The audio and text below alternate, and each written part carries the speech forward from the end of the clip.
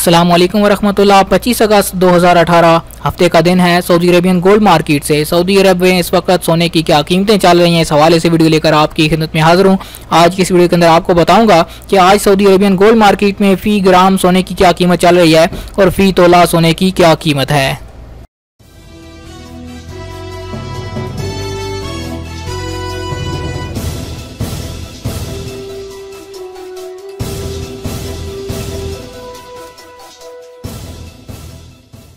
जी तो दोस्तों, पहले हम बात करेंगे आज फ़ी ग्राम सोने की कीमतों में। आज की तारीख 24 अगस्त में कल की निस्बत मज़ीद कमी वाक़या हुई है सोने की कीमतों में। आज जो 1 ग्राम 24 कैरेट का rate Saudi Arabian gold market में चल रहा है वो है 143.28 सऊदी रियाल।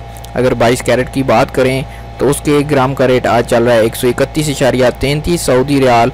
अगर 21 कैरेट 1 ग्राम की बात करें तो उसका रेट आज चल रहा है 125.35 सऊदी रियाल।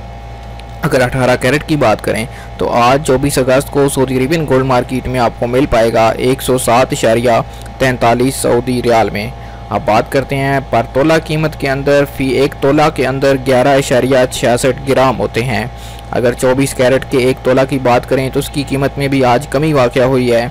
उसकी कीमत आज है 1671.06 सऊदी रियाल। अगर 22 कैरेट की बात करें तो 22 कैरेट का आज 1 तोला आपको मिलेगा 1531.80 सऊदी रियाल में।